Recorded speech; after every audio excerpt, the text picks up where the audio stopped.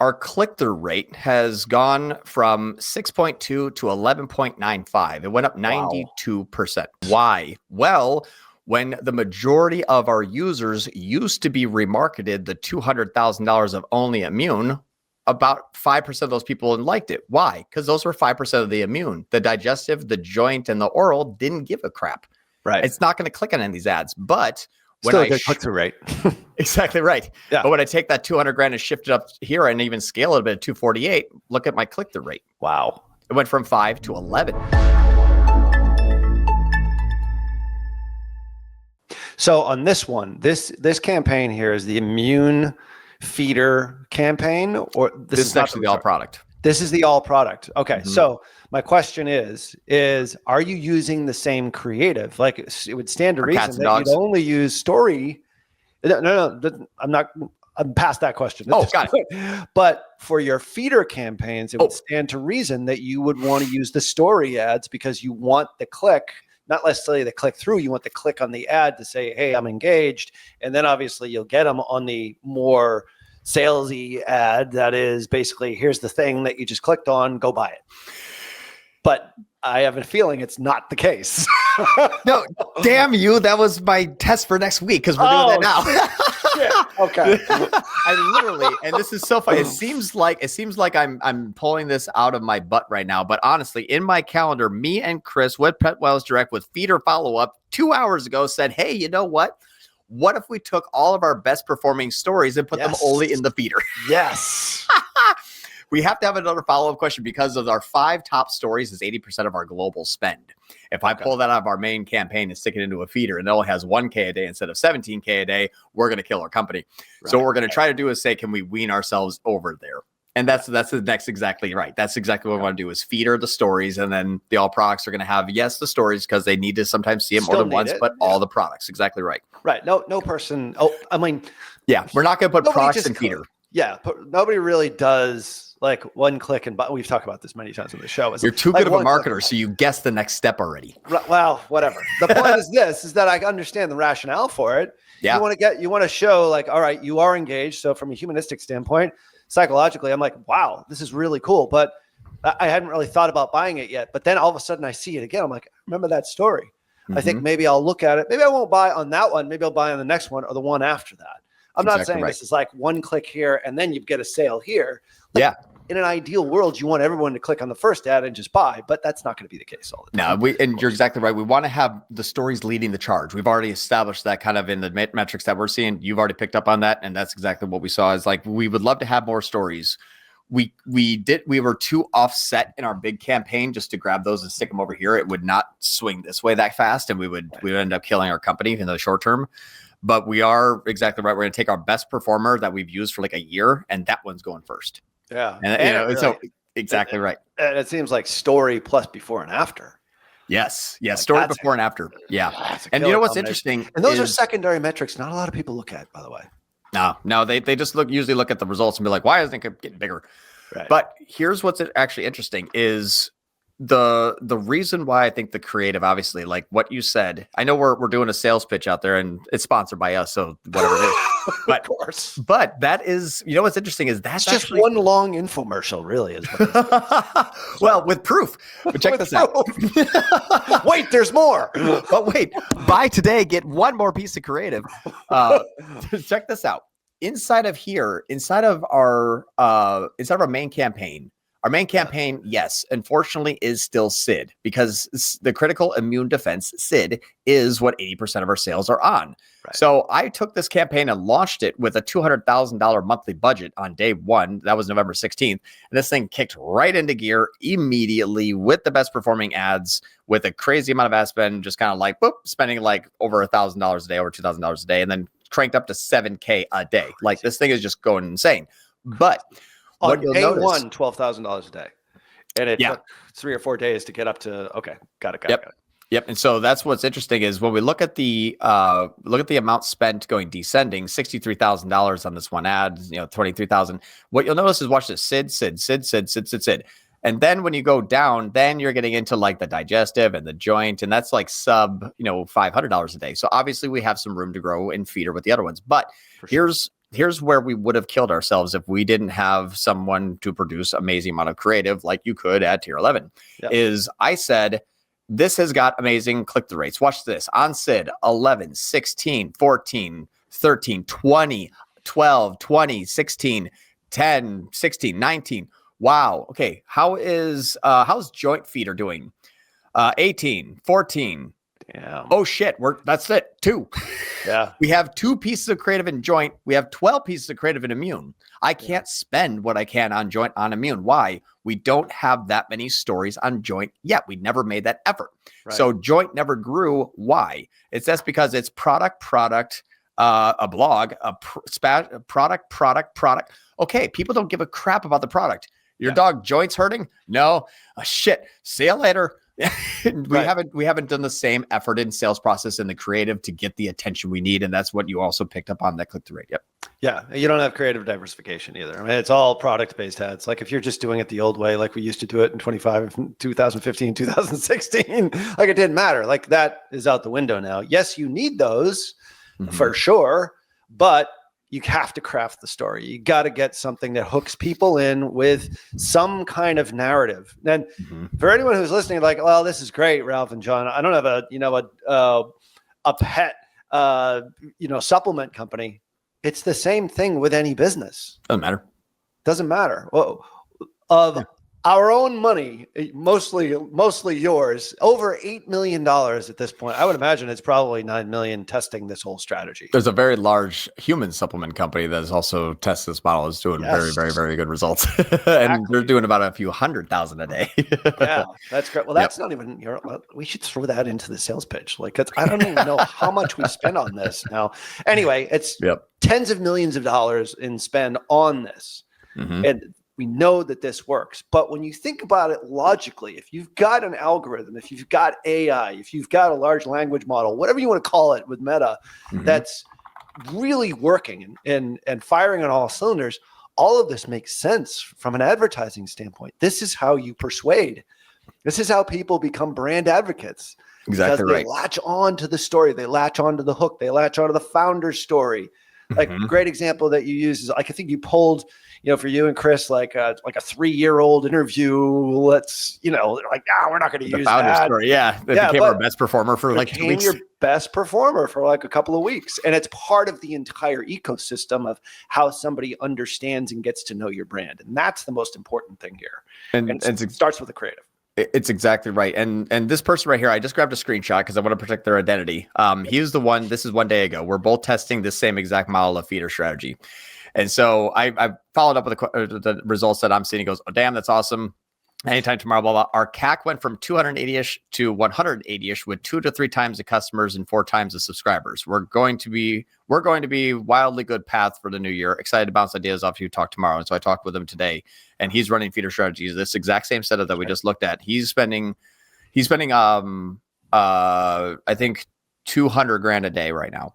On this model, and he's got some slight different variations. He's doing a little bit of bid caps where I'm not. He's doing a couple of exclusions in another account where I'm not, but 90% overlap with exactly what we're seeing. And he's seeing the same exact thing, and he's spending $1 million a week on it. So this has been a lot of ad spend. It is working well. It does move the needle very well. We're doing it with some lead generation companies next. We already sort of had a feeder strategy on lead gen with the Strader company. I want to say the whole name, but the prerequisite company where we're using all of our add to carts that are then being targeted by all of our conversions. And then we just have to push more add to carts and everything gets better. We've seen that we can feed it. So it does work very well so far, but everyone's kind of here, seeing it and experiencing it for the first time. But it is super interesting to see how we can basically say, okay, if I wanted, let's just say this is your dental office. Again, you're doing x-rays and you're doing all on 4, and you have an x-ray feeder and an all on 4 feeder. Great. Do I want more all on 4? Crank up the all on 4 feeder. Why? Well, because the pixel works as one big engine. If we think about it, I'm going to pull out Paint just because I haven't used that in a while. But if you have a level here and you say, okay, this is my product A, and then the sales or spend, and this is my product B, and this is my product C. This is kind of us right now. Right now, we kind of have SID. This is our critical immune defense here. Oop, I'm not going to say that. Critical immune defense. Let's do this here. Just Control Z. So this is SID. This is our spend levels. This is like total oral care. This is tox. This one over here is going to be like critical joint relief. And so we're like, okay, we're kind of screwed up here. This is our company. Oh wait, I don't know why it's not sharing screen on the right one. Let me just reset this. Yeah, it wasn't. Okay. You were on your calculator, I think, before, and it didn't. But anyway. Oh, gotcha. Yeah. So this is where we were, and we had one big campaign that's unfortunately just selling SID. This is the main one here, and then we have our other ones over here. We're like, well, how do we get this bigger?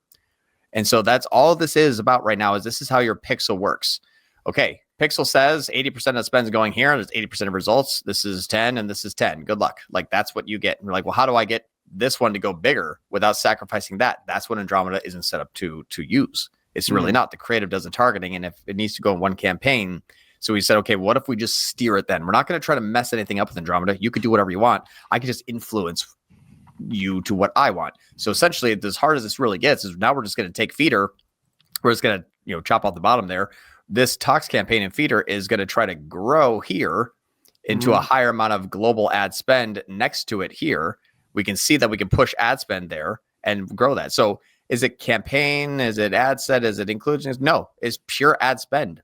We just have 80% of our ad spend on one product, wondering why isn't anything selling? Well, of course, 80% of your spend. What if this was more like a 60-40? So we don't reduce here. We just grow another area. Yeah. That's all it is. Downside risk potential here. Like SID is working out well. It's coming in at the NCAC that you want. Like, are you concerned at all once you start to kind of manipulate the algorithm a bit here, which is fine, but you're trying to train it on another pixel fire, really, or another event fire, which is really another product. Do you worry that you might sacrifice sales on the immune side? We thought so, and that was the only thing that we haven't identified yet. In our media tracker that we look at everything week over week, we know that we increase spend. That was something that we did this last week.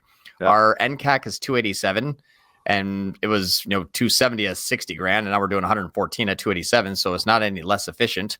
We have a 1.59 ROAS, but we've also, whenever we're above 100K, that's about where we see our MER, because we start outpacing the sales of our subscribers kind of thing. When we get close to that, like kind of 130K, you can see it's a normal MER. So we took basically $250,000 worth of spend. I mean, this is how fast this was. When people are like, what should you start off in spending? Well, my normal question is, well, what is your pixel used to targeting? Because if your pixel is used to targeting something, well, you could take that campaign, that spending here at a fairly high level of 12 grand a day. You can immediately shut it off and then launch another campaign with the same ads at 14 grand a day, and nothing happened. It just basically went from 34 to 32. And we're like, okay, well, what is this? What is the NCAC? Well, it went from basically 480 to 42. Nothing happened. Literally a perfect just swapping over. So you could launch a new campaign at 12 grand a day if that pixel is used to seeing that audience with those ads. Right. So as long as we always have a steady stream of SID ads that we're always iterating on and creating new, and that campaign is also continuously growing, it's making more room for the feeders to shove other users in there.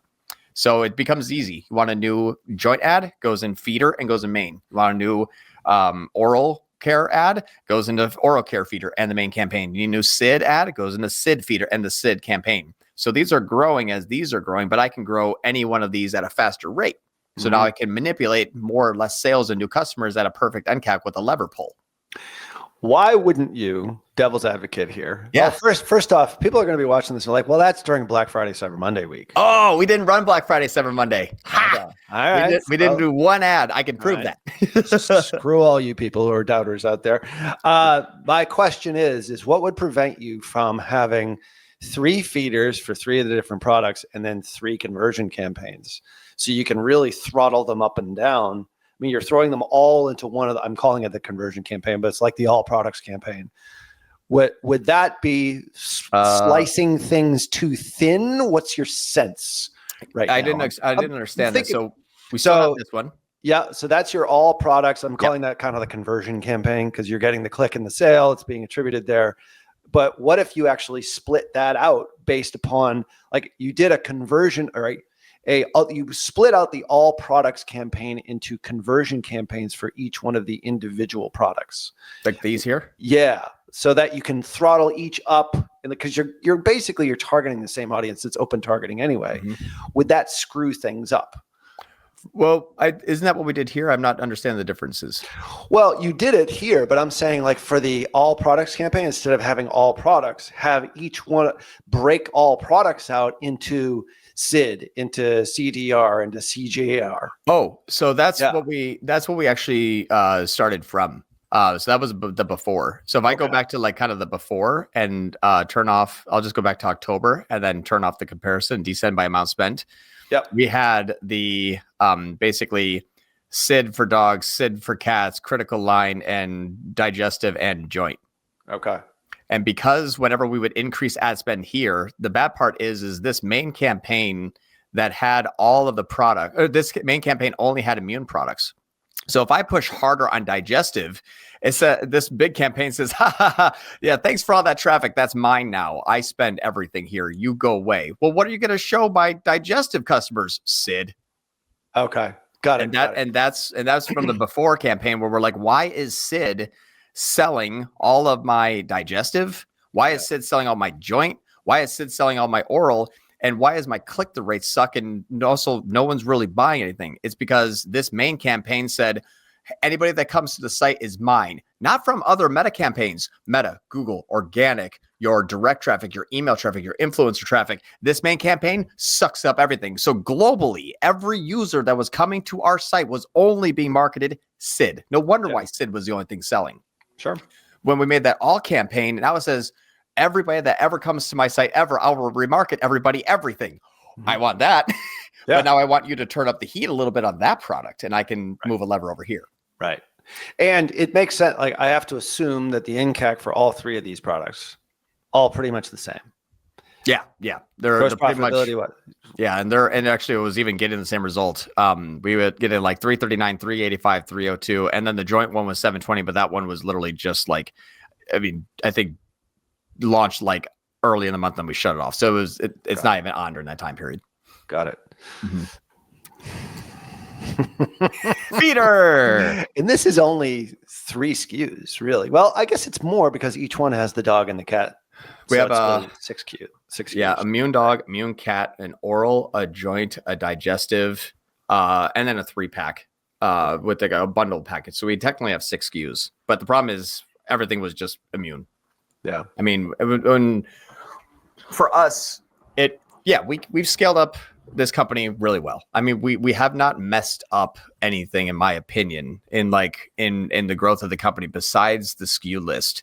Yeah. And so if we look at like the last 365 days compared to the previous period, we're up, still 85% with 98% more orders. We grew our subscription services to 2.8 million annually, and that's up 74% this year. Like, we're not hurting. We're doing really, really well. The problem is my sales by product is critical immune defense, critical immune defense, critical immune defense. Oh, there's hip and joint way down there, down 27% this year. Uh-oh.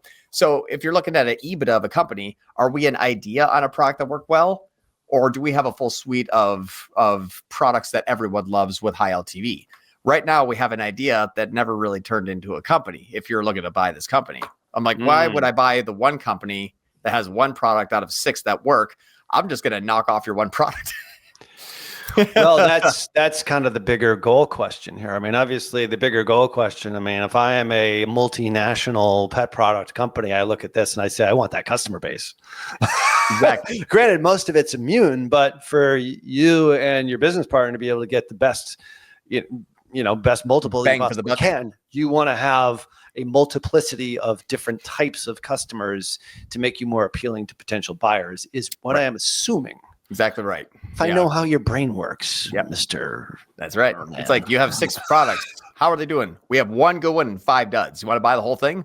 Not really. I'm looking at 1 out of 5. I want an 80% discount on that price. So the goal of the business dictates the strategy here is really what you're saying. Look at that. How about that? The company goal. Hey. Had some of those conversations this week with some tier 11 people. Kind of the most important thing. Like, what does the customer actually want? What do you as the business owner here, and Chris, I know very well, want at the end of the day? You guys want to sell. And the time frame is, a couple years, I don't know, whatever. Yeah. Like, this is the key to it all. Exactly. So it's like I could take a hit on NCAC if I can sell additional products. That's the company goal. Yeah. Okay, what's their ceiling? 300. Where are you at? 250.